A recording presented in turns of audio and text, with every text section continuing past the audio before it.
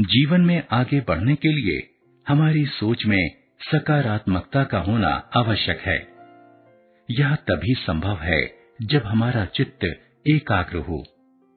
यह चित्त या मन की एकाग्रता ही है जो हमारे संपूर्ण शरीर को स्फूर्ति रूपी ऊर्जा से भर देती है।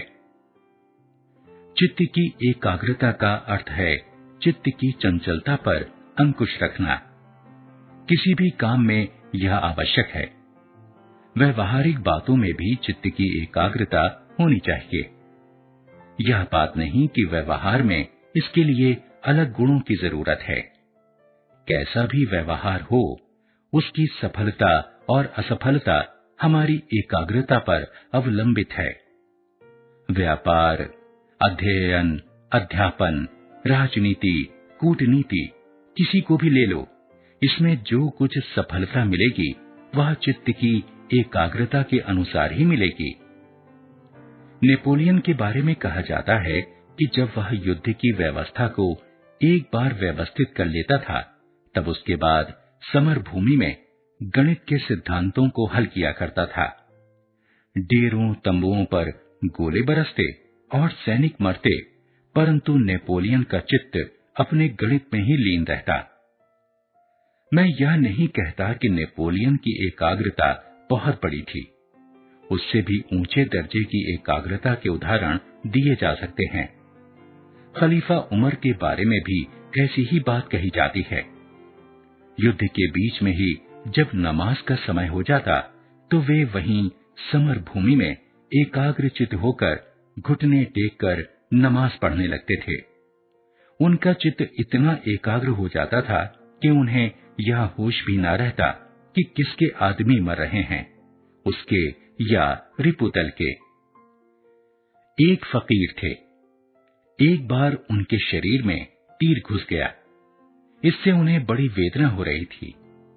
लोग तीर निकालने की चेष्टा करते तो हाथ लगाते ही वेदना और बढ़ जाती थी। वह तीर निकालना बड़ा मुश्किल हो गया। आज की तरह क्लोरोफार्म जैसी बेहोश करने की दवा भी नहीं थी। बड़ी समस्या खड़ी हो गई। कुछ लोग जो फकीर बाबा को जानते थे, आगे आकर बोले, तीर अभी मत निकालो, ये जब नमाज पढ़ने बैठेंगे तब निकाल लेंगे। ऐसा ही हुआ। नमाज के समय फकीर का चित्त इतना एकाग्र हो गया कि तीर कब निकाल लिया गया उन्हें पता भी ना चला। इसे कहते हैं एकाग्रता। चित्त की एकाग्रता के बिना सफलता मिलना कठिन है। यदि चित्त एकाग्र रहेगा तो फिर सामर्थ्य की कभी कमी नहीं पड़ेगी। 60 वर्ष के बूढ़े होने पर भी किसी नौजवान की तरह तुम में उत्साह और सामर्थ्य दिखाई पड़ेगा। होना यह चाहिए कि मनुष्य ज्यों-ज्यों बढ़ापे की तरफ बढ़े, त्यों-त्यों उसका मन अधिक मजबूत होता जाना चाहिए। फल को ही देखो, पहले वह कच्चा होता है, फिर पकता है, फिर गलता है, सड़ता है और मिट जाता है, परंतु उसके अंदर का बीज उत्तरोत्तर कड़ा होता जाता है। इसी प्रकार मनुष्य का यह बाहरी शरीर सड़ जाएगा और गिर जाएगा, परंतु बाहरी शरीर फल का सार सर्वस्व नहीं है। उसका सार सर्वस्व उसकी आत्मा तो बीज है। यही बात शरीर की है।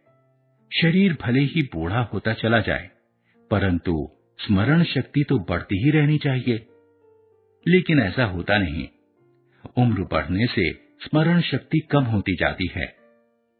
तुम्हारा जो ज्ञान, विद्या या स्मृति है, वह तुम्हारा बीज है। शरीर बूढ़ा होने से ज्यों-ज्यों ढीला पड़ता जाए, त्यों-त्यों आत्मा बलवान होती जानी चाहिए। इसके लिए एकाग्रता ही आवश्यक है। एकाग्रता तो चाहिए, लेकिन वह कैसे हो? उसके लिए क्या करना चाहिए? उत्तर यही है कि आत्मा में मन को स्थिर करके यह संभव है। न किंचित भी चिंतयेत, अर्थात दूसरा कुछ भी चिंतन ना करो। परंतु यह सधे कैसे? मन को बिल्कुल शांत करना बड़े महत्व की बात है। विचारों के चक्र को रोके बिना एकाग्रता होगी कैसे?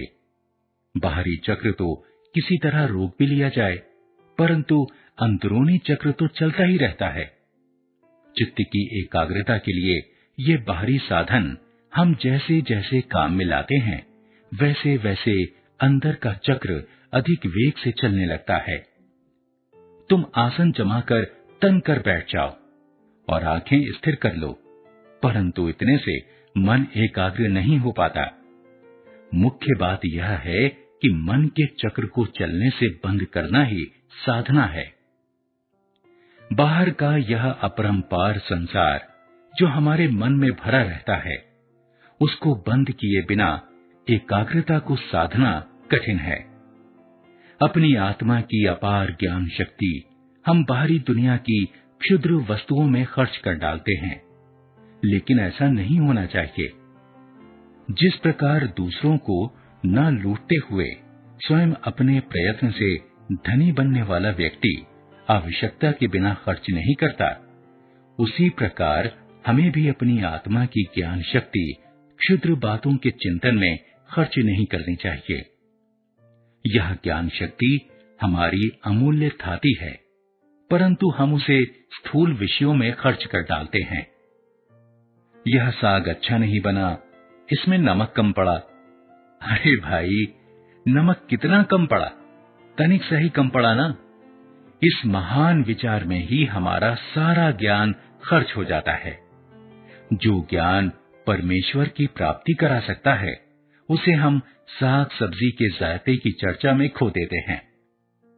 चित्त की एकाग्रता के लिए इस भांति बैठो, इस प्रकार आंखें स्थिर रखो, इस तरह आसन जमाओ आदि सूचनाओं से लाभ तो होगा, पर उससे पहले जरूरी है कि चित्त की एकाग्रता के लिए हम गंभीर हों।